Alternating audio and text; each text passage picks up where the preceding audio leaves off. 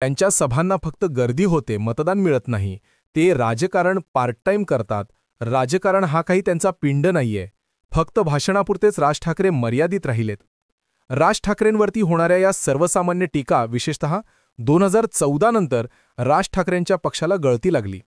खरं तर 2009 मध्ये भावी मुख्यमंत्री म्हणून शिवसेनेला संपून नवा पक्ष म्हणून समोर येणारी पार्टी ही मनसे होती. पण राज ठाकरेंना हे सातत्य टिकवता आलं नाही. त्यातही पक्ष आणि संघटना बांधणीच्या कार्यक्रमात राज ठाकरे अयशस्वी ठरले. परिणामी हक्काचा मतदार, हक्काची वोटबँक त्यांना जोडता आली नाही. टीका सातत्यानं राज ठाकरेंवर झाली. आजही विनोदक हेच करताना दिसतायत. आज राज ठाकरेंचा प्रमुख विरोधी पक्ष आहे ती भाजप आणि एकनाथ शिंदेंची शिवसेना. गेल्या 4 महिन्यांपासून राज ठाकरे या दोन्ही पक्षांवर तुटून पडल्याचं दिसतं. पण राज ठाकरेंना विरोध करताना मात्र हे दोन्ही पक्ष म्हणतायत की राज यांच्या फक्त सभाच गाजतील, त्यांचं राजकारण संपलेलं आहे, त्यांच्यामुळे महायुतीला काही फरक पडणार नाही. पण यावेळीचे राज ठाकरे वेगळे आहेत. यावेळी राज ठाकरेंना हलक्यात घेणं भाजप आणि शिंदेंच्या शिवसेनेला महागात पडू शकतं. नेमकं कसं तेच या व्हिडिओत पाहूयात. नमस्कार, मी आरती आणि तुम्ही बघताय बोलू महाराष्ट्र. राज ठाकरेंना यंदा हलक्यात घेऊन चालणार नाही असं म्हणण्याचं पहिलं कारण म्हणजे यंदा त्यांना महाविकास आघाडीची साथ आहे. आजवर राज ठाकरेंनी लढलेल्या सगळ्या निवडणुका या एकट्याने लढलेल्या होत्या. पर्यायाने जिथं मनसेची पक्ष संघटना, पक्षाची कार्यकारिणी आणि स्थानिक नेत्यांचं पाठबळ आहे, अशा निवडक ठिकाणीच राज ठाकरेंना उमेदवार देता आले. जिथला स्थानिक नेता मनसेकडे आहे आणि त्यांची त्या मतदारसंघात किमान ताकद आहे, अशाच ठिकाणी मनसे लढताना दिसली. दुसरीकडे राज ठाकरेंचे मतदार असले तरी अशा मतदारांना ताकदीच्या उमेदवारांचा पर्याय राज ठाकरेंच्या मनसेला उभा करता येत नव्हता. यावेळी मात्र पक्षाच्या निर्मितीपासून पहिल्यांदाच राज ठाकरे हे आघाडीत लढताना दिसू शकतात. पर्यायानं मनसेचा जो काही थोडाफार वोट शेअर असेल तो पहिल्यांदा अधिकृतपणे महाविकास आघाडीकडे ट्रान्सफर होताना दिसू शकतो. आणि हीच गोष्ट महाविकास आघाडीचा पातळीवर देखील घडताना दिसून येईल. मनसेचे उमेदवार हे आजवर आघाडी आणि युतीच्या उमेदवारांच्या कचाट्यात सापडत होते. यावेळी मात्र थेट महाविकास आघाडीसोबत असल्यानं महाविकास आघाडीच्या कार्यकर्त्यांचं आणि त्यांच्या यंत्रणेचं पाठबळ मनसेच्या मागे उभं राहताना दिसून येऊ शकतं. याचा फायदा पहिल्यांदा मनसेच्या उमेदवारांना होताना दिसेल. आता या गोष्टींचा किती इम्पॅक्ट होऊ शकतो हे समजून घेण्यासाठी काही प्रॅक्टिकल उदाहरणं पाहायला हवीत. जसे की पुढ्या शेजारचा खडकवासला मतदारसंघ. या मतदारसंघातला काही भाग शहरात येतो तर काही भाग जिल्हा परिषदेत. इथं कधीकाळी रमेश वांजळे निवडून आले होते. इथं रमेश वांजळेंना मानणारी वोटबँक मनसेच्या सोबत आहे, तर विरोधात पवारांच्या राष्ट्रवादीचे दोडके आणि भाजपचे भीमराव तापकीर आहेत. यावेळी भीमराव तापकीर इथं 1,63,131 मतं मिळून विजयी झाले, तर पवार गटाच्या दोडकेंना तब्बल 1,00,000 मतं मिळाली आहेत. मनसेच्या वांजळेंना 42,000 मतं मिळाली आहेत. अर्थात या समीकरणात महाविकास आघाडीसोबत लढताना भाजप विरोधातील मतांचं ध्रुवीकरण हे थांबवता येतं.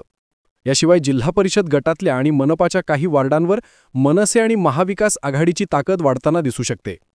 सांगण्याचा मतितार्थ इतकाच आहे की मनसेची स्वतःची अशी ताकद नसल्याचे आरोप होत असले तरी बऱ्याच ठिकाणी मनसेकडे ठराविक अशी वोटबँक आहे.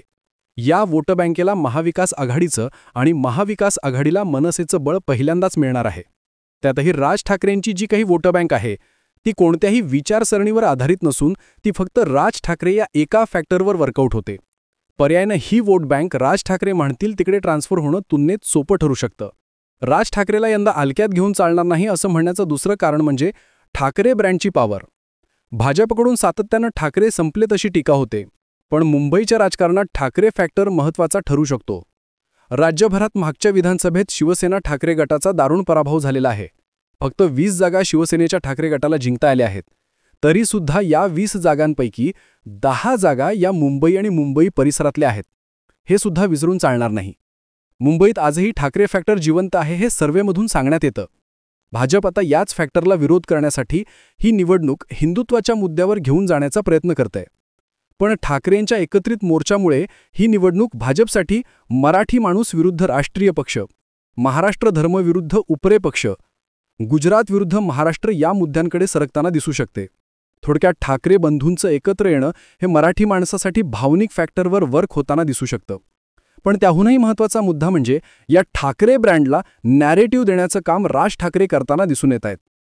सभा गाजवणं, भाषण करणं आणि खास बाळासाहेबांच्या शैलीत टीका करणं यात राज ठाकरेंचा हातखंडा आहे. उद्धव ठाकरेंच्या पक्षाकडे नेमकी कुठली कमतरता होती असं विचारलं किंवा एकूणच महाविकास आघाडीकडे कशाची कमतरता होती असं विचारलं तर या आघाडीकडे एक उत्तम नॅरेटर नव्हता, जो राज ठाकरेंमुळे या आघाडीला मिळालाय असं म्हणता येईल. अगदी अलीकडची उदाहरणं पाहिली तर वोट चोरीचं नॅरेटिव्ह राज ठाकरे आपल्या भाषणातून चर्चेत आणतात.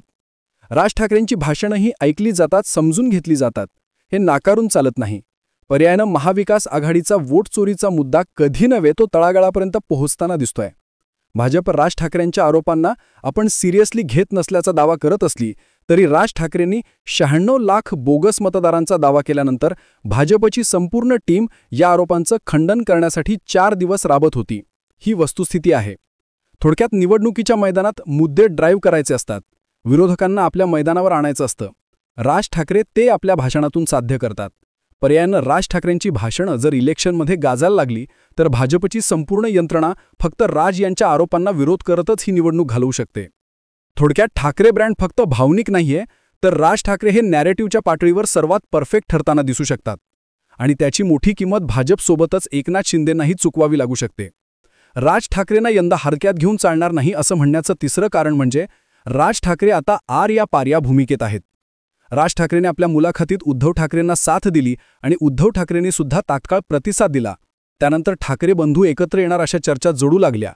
पण एकूणच राज ठाकरेंची आजवरची भूमिका पाहता राज ठाकरे एकत्रित निवडणूक लढणार नाहीत असं बोललं जाऊ लागलं. राज ठाकरे 2014च्या लोकसभेत भाजपाला पाठिंबा देत होते. त्याच वर्षीच्या विधानसभेत ते स्वतंत्र लढत होते. 2019च्या लोकसभेत ते मोदींच्या विरोधात सभा गाजत होते, पण त्याच वर्षीच्या विधानसभेत ते स्वतंत्रपणे लढत होते. पुढे 2024च्या लोकसभेत मोदींसाठी त्यांनी सभा घेतली आणि त्याच वर्षीच्या निवडणुकींमध्ये ते विधानसभेला स्वतंत्र लढले. थोडक्यात ही धरसोड भूमिका राज ठाकरेंची यावेळी देखील असणार आहे असं अनेकांना वाटत होतं. उद्धव ठाकरेंची आणि राज ठाकरेंचं जागावाटप फसणार किंवा काँग्रेस राज ठाकरेंसोबत लढायला तयारच होणार नाही असं बोललं जात होतं.